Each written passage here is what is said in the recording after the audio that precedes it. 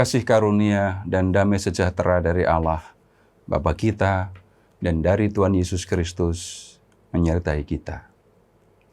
Saudara-saudara, setelah Yesus mengusir para pedagang yang berjualan di dalam bait Allah, ia harus berhadapan dengan para pemuka agama Yahudi, para imam kepala, kemudian ahli-ahli Taurat, dan para tua-tua agama Yahudi. Yesus ditanya, dengan kuasa siapa ia berani mengusir para pedagang itu.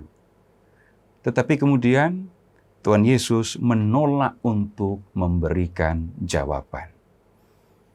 Nah, Yesus masih ada di hadapan mereka, di hadapan para pemuka agama Yahudi itu. Dan Yesus masih terlibat dalam pembicaraan dengan mereka. Kepada mereka, Tuhan Yesus menyampaikan satu perumpamaan.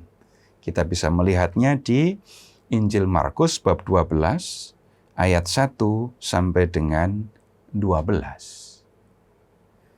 Yesus mulai berbicara kepada mereka dalam perumpamaan. Yesus bicara kepada para pemuka agama Yahudi itu bukan dengan cara lugas, tetapi dengan perumpamaan. Dan nanti kita akan lihat dampak dari perumpamaan yang disampaikan oleh Tuhan Yesus. Sekarang kita lihat perumpamaannya. Ada seorang yang membuka kebun anggur dan membuat pagar sekelilingnya. Ia menggali lubang tempat memeras anggur dan mendirikan menara jaga. Ada seorang yang punya tanah dan kemudian dia mempersiapkan satu kebun anggur, lengkap dengan pagar untuk melindungi pokok-pokok anggur dari binatang buas, dan kemudian juga dengan menara jaga yang biasanya didirikan di tengah kebun anggur, dan kemudian orang yang menjaga kebun anggur itu akan duduk atau berdiri di atas menara sehingga bisa mengamati keseluruhan kebun anggurnya. Nah, kemudian dia juga, pemilik kebun anggur ini juga membuat lubang untuk memeras anggur. Jadi pemilik kebun anggur ini sudah mempersiapkan lubang untuk memeras anggur yang dipanen. Nah, kemudian pemilik kebun anggur ini menyewakan kebun itu kepada petani-petani, lalu ia berangkat ke negeri yang lain. Nah, kebun anggur itu tidak dirawat oleh pemilik kebun anggur, tetapi disewakan kepada para petani yang kemudian menggarap kebun itu. Nah, kemudian ketika musim panen tiba, maka pemilik kebun anggur itu mengutus seorang hamba untuk menemui para petani itu, mengambil bagian dari hasil kebun itu dari mereka. Kebun itu kan milik tuan, pemiliknya. Kemudian para penggarap menggarap, menjaga, merawat kebun itu. Ketika panen tiba, maka pemilik kebun berhak untuk mendapatkan bagian panenan. Nah, dia mengutus seorang hamba untuk mengambil bagian yang menjadi haknya. Tetapi para petani tidak mau memberikan hasil yang menjadi bagian dari pemilik. Kita lihat di ayat 3. Mereka menangkap hamba itu dan memukulnya, lalu menyuruhnya pergi dengan tangan hampa. Jadi hamba itu bukan mendapatkan hasil untuk dibawa kepada tuannya, tapi dia malah dipukuli lalu disuruh pergi. Nah, kemudian tuan pemilik kebun anggur itu mengutus lagi seorang hamba lain kepada mereka. Tapi hamba yang kedua ini mengalami nasib yang sama dengan hamba yang pertama. Hamba ini mereka pukul kepalanya dan permalukan. Belum selesai. Ia menyuruh seorang hamba lain lagi, dan orang ini mereka bunuh. Demikian juga dengan banyak hamba yang lain. Ada yang mereka pukul dan ada yang mereka bunuh. Nah, para penggarap ini sudah berlaku jahat. Harusnya dia menyerahkan sebagian hasil kepada tuan pemilik kebun itu. Tapi mereka bukan memberikan apa yang menjadi hak tuan pemilik kebun, malah justru memukul bahkan membunuh orang-orang yang diutus oleh tuan itu. Nah, kemudian tuan pemilik kebun anggur itu berkata begini, setelah mengirim banyak hamba, dan hamba-hamba itu ada yang dipukuli, ada yang dibunuh, tuan pemilik kebun anggur itu berniat untuk mengutus anaknya, mengambil hak yang menjadi bagiannya. Dia berkata begini di ayat 6, anakku akan mereka segani. Jadi pemilik kebun anggur berpikir mengutus anaknya karena dia adalah anak dari pemilik kebun anggur, maka yang dipikirkan para petani penggarap itu akan segan kepada anaknya dan kemudian akan memberikan hasil yang menjadi bagiannya.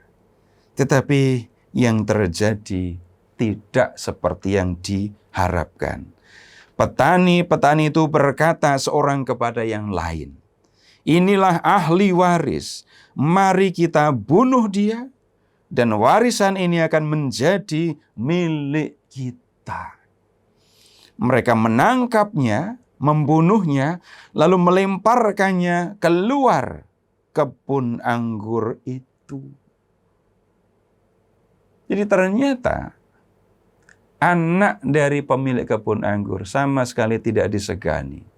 Malah dianggap sebagai ancaman. Kalau anak itu masih ada, maka kebun anggur ini nanti akan menjadi milik dia. Lalu yang mereka pikirkan, bunuh anak itu supaya kebun anggur itu bisa menjadi milik mereka. Dan itu yang kemudian mereka kerjakan. Nah, sekarang apa yang akan dilakukan oleh tuan kebun anggur itu? Tuhan Yesus bertanya kepada orang-orang yang mendengarkannya, kalau kejadiannya seperti itu, apa yang akan dilakukan oleh tuan pemilik kebun anggur? Tapi Tuhan juga menjawab sendiri pertanyaan itu ya. Ia akan datang dan membinasakan petani-petani itu, lalu mempercayakan kebun anggur itu kepada orang lain. Ya, ini sikap yang wajar. Tuan pemilik kebun anggur akan mengerahkan orang-orangnya untuk membinasakan para petani itu.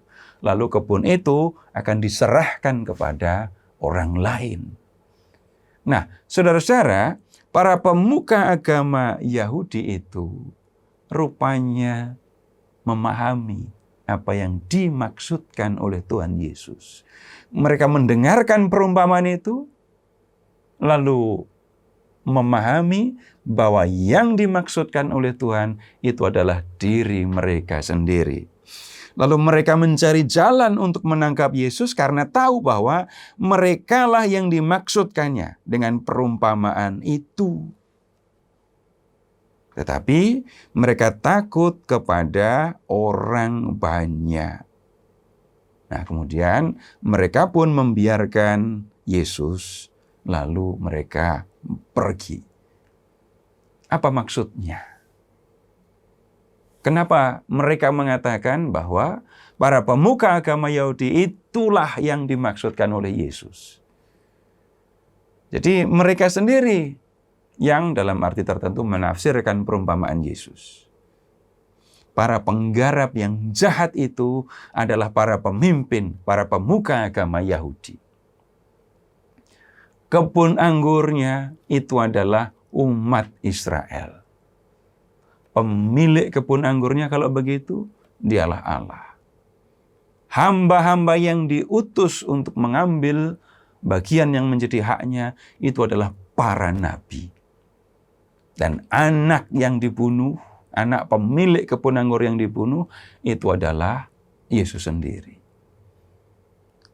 Nah, para pemuka Yahudi dalam perjalanan sejarah mereka sudah membunuh banyak nabi yang diutus oleh Tuhan untuk mengingatkan mereka supaya tidak berlaku jahat. Tetapi nabi-nabi yang diutus oleh Tuhan itu menghadapi macam-macam penolakan. Bahkan di antara mereka ada yang dibunuh.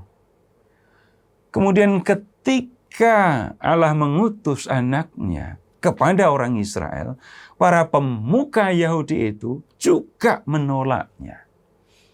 Dan penolakan ini nantinya akan diwujudkan dengan membunuh Yesus. Nah, dengan perumpamaan ini, Tuhan Yesus menunjukkan sikap para pemuka agama Yahudi itu.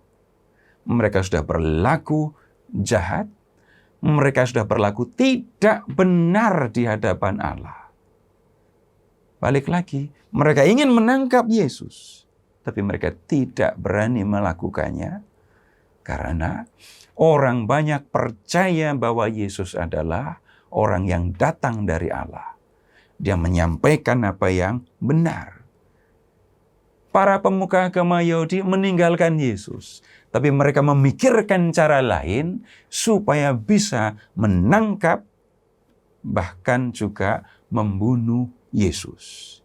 Kemudian mereka itu mengutus beberapa orang Farisi dan pendukung Herodes untuk menemui Yesus. Tujuannya adalah menjerat Yesus dalam perkataannya.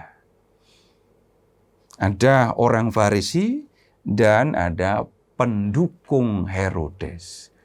Saudara-saudara, dua kelompok ini sebenarnya kelompok yang berseberangan. Pendukung Herodes. Herodes itu adalah seorang raja, bukan raja Yahudi. Dia adalah orang asing, orang Idumea yang diangkat oleh Roma untuk menguasai Palestina. Jadi dia adalah raja, kalau pakai bahasa sekarang, raja boneka Roma.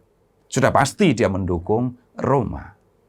Nah, sedangkan orang-orang Farisi itu adalah orang-orang Yahudi yang bisa dikatakan sangat fanatik. Kita bisa ingat bagaimana mereka tidak mau masuk ke gedung pengadilan karena di dalamnya ada orang asing. Orang-orang Farisi, orang-orang yang fanatik dengan agama Yahudi tidak akan mau bergaul dengan orang asing, apalagi mendukung orang Roma. Itu tidak akan mereka lakukan. Tapi dua kelompok yang berseberangan ini sekarang bersatu untuk mencelakai Yesus. Nah, mereka datang kepada Yesus dan berkata begini, "Guru, kami tahu engkau orang yang jujur. Engkau tidak takut terhadap penilaian orang, sebab engkau tidak memandang muka, melainkan dengan jujur mengajar jalan Allah." Mereka menyanjung Yesus. Mereka menyampaikan pujian kepada Yesus. Dan pujian ini memang luar biasa ya. Dikatakan bahwa Yesus itu jujur, tidak memandang muka, mengajarkan jalan Allah. Tapi Yesus tidak terpesona dengan sanjungan atau pujian ini. Ya. Mereka baru menyanjung, dan habis itu barulah mereka bertanya, apakah diperbolehkan membayar pajak kepada Kaisar atau tidak? boleh nggak membayar pajak kepada kaisar?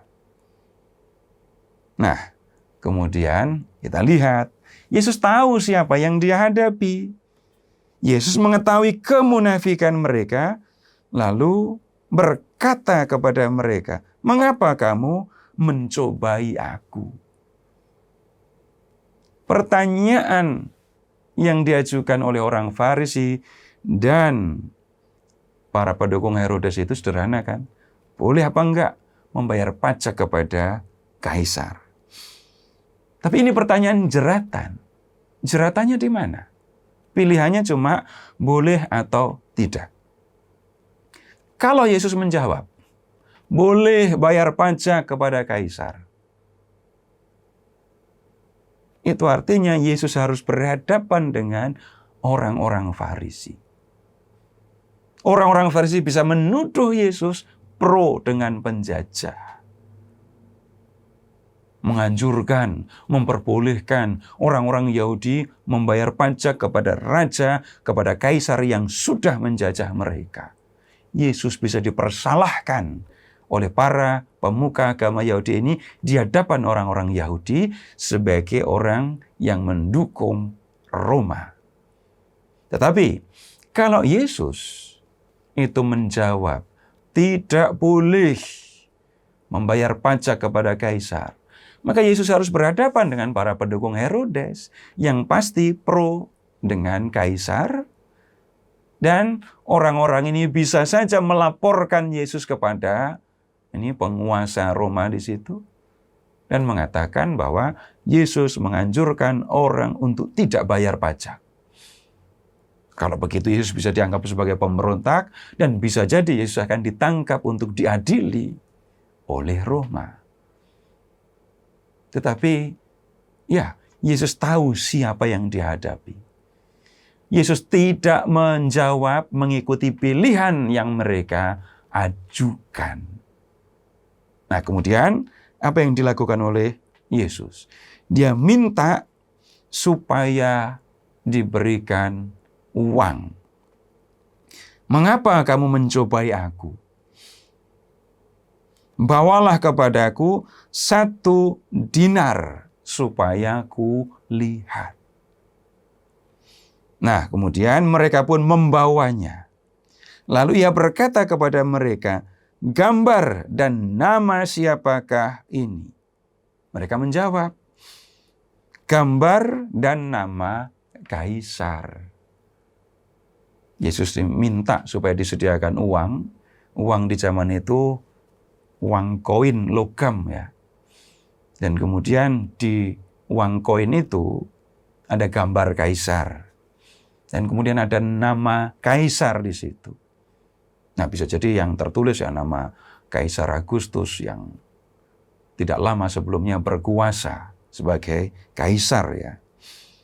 Nah, kemudian setelah bertanya tentang gambar dan tulisan siapa, Yesus berkata begini, "Berikan milik kaisar kepada kaisar dan milik Allah kepada Allah." Lengkapnya jadinya, berikan milik kaisar kepada kaisar, berikan milik Allah kepada Allah.